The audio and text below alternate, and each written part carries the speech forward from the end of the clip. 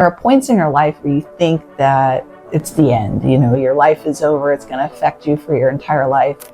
But we've always tried to find ways to turn it around, make the best of it, sometimes make it in an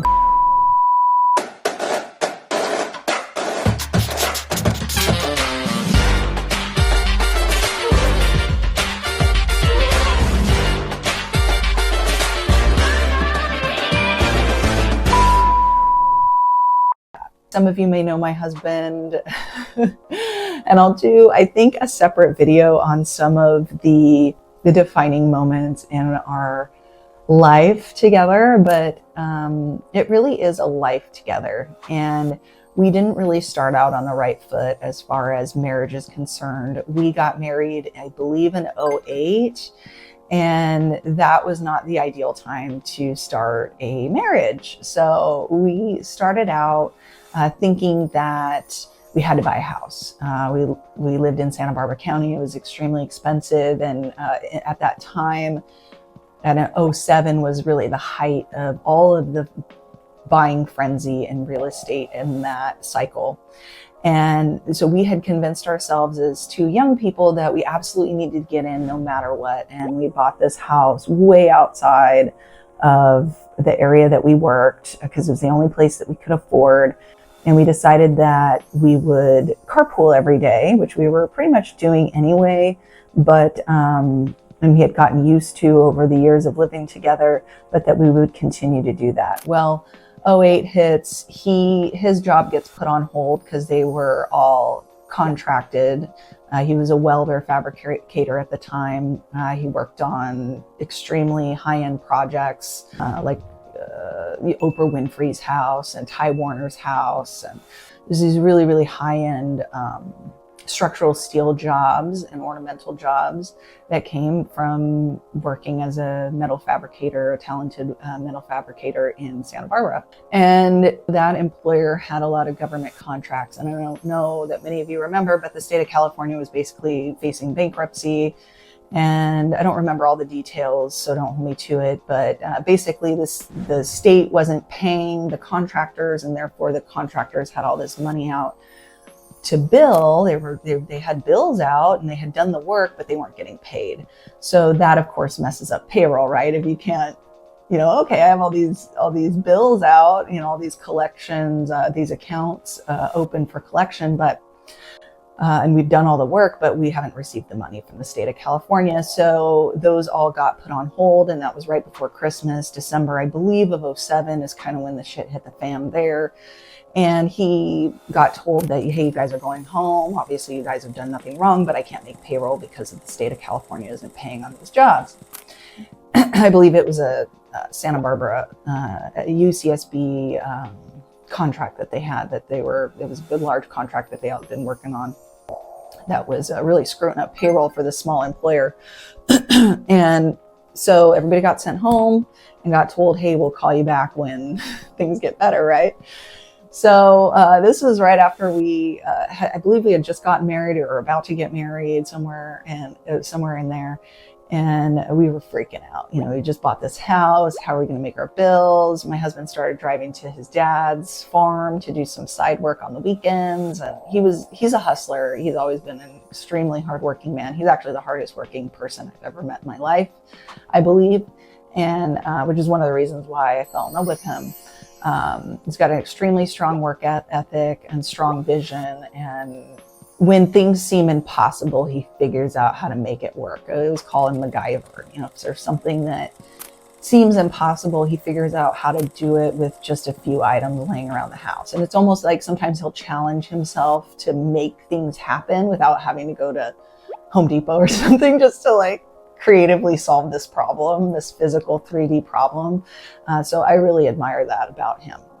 And he's always been that way. It's part of his character, and that's something that's never changed throughout our relationship. So we both have always been really hardworking, and we figured it out, and we ended up moving and trying to rent the house out. Well, in that time, I think it was 2008 to 2010, it was really, really hard to rent out to people because so many people had lost their jobs. Everyone's credit sucked. So when you did get an application, I was at that time at that particular, because we had a house in the front and then we had an apartment in the back. So our idea was, okay, well, if shit hits the fan, when we bought the place, we thought, okay, if shit hits the fan, we can rent out the back. And then also if shit really hits the fan, we'll rent out the back and the front, cover the mortgage and, go move closer or move to where we need to go for jobs. And that, of course, ended up playing out. So we were renting out the front and the back simultaneously as much as we could and just trying to find good renters, and the pool of renters were not high quality. We did get a couple of military folks in there, which was great because they get a stipend every month, and those worked out. But there were times where we couldn't get that sort of tenant in the amount of time that we needed, and we were working off of very small amounts of capital, and we were paycheck to paycheck really, which is not the ideal place to be when you're starting to be a landlord. Of course, we weren't planning on that happening so fast, like right after we bought our house. So we literally bought this house at the peak of the market. So after a couple of years of struggling, and then we got a really bad tenant, and we learned all about like the 3-day pay, quit, or leave notices and all this landlordy stuff for the state of California. And you can't kick people out really. So we ended up doing cash for keys on this cash for keys strategy on on the front house, I believe. And we're like, you know what, this is impacting our quality of life. It's impacting our marriage. We were, obviously bickering more. We were so young. We didn't have the tools, the mental, emotional tools to deal with it as a couple, newly married, and decided to short sell that property. And that, of course, was extremely devastating to our egos at the time, extremely devastating to, we thought this is the end of the world. We're never going to own a home ever again. Well, it ended up working out because we were able to structure a loan for a new property, and we were able to buy a bank-owned home from there. Because we had rented out the house for, I think, 2 years, we were able to show that as income, and we were able to do that. We were able to structure getting into a new loan as a primary residency, because it was prior to doing the short sale. So it all came down to timing for us to get out of that house. Then after that, we were like, okay, we're going to be stuck in this house forever because we were thinking our credit was shot, and that we would never be able to, get a loan for a new house because we have this short sale on our record now, right? Or on our credit report. And then I think in 2012 or 14, somewhere in there was a way that kind of gets expunged from your record, from your credit score if you went through a short sale through that time. So now it's a moot point, right? So my point in telling you all of this is that there are points in your life where you think that it's the end, your life is over, it's going to affect you for your entire life. But we've always tried to find ways to turn it around, make the best of it, sometimes make it an advantage. So the way it's been an advantage to us is that we have been landlords now. We've tried things. We've, as a couple, been through these gnarly problems, and we're still alive today, and we live in our home, and we own a home, and we own our businesses and have ownership in our businesses anyway. And it's fine. We have 2 kids.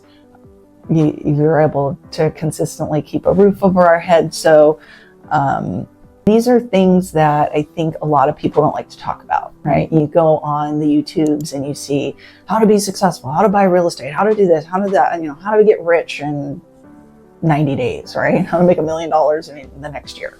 All these really catchy headlines. And I'm really wanting to bring forward some reality and some experience, especially this is what I was thinking about, recently is, okay, 2024 is here and I'm going to turn 40 this year. What the hell have I done? Like, what has my life been? What have I learned?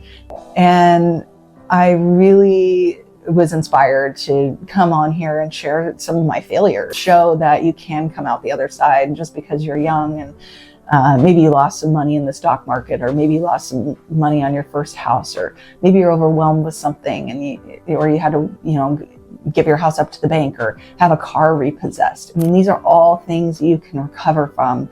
It's not the end of the world. Is it tough? Do I want to do it again? No. But I believe that those sorts of experiences create such a strong impact in your mind that it is more difficult for the next sales guy, the fast talking sales guy, to come in and sell you a bill of goods. You're less likely to fall for things that are too good to be true.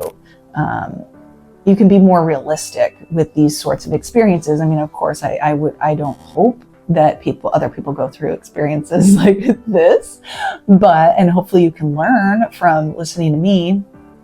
But as a young person, looking back on kind of my financial journey and my journey in being a homeowner, I wouldn't say in real estate, because I'm not really obviously too heavily invested in real estate. It's just my home at the moment. At 14, I started investing in the stock market. I invested in Apple, and I did all the right things at the age of 14. I used to ask for money to invest in, E-Trade had just come out, and I just thought that was the coolest thing, that you could buy stocks on the internet, like with just a click of a button. It was just the coolest thing to me, and I started doing it very young.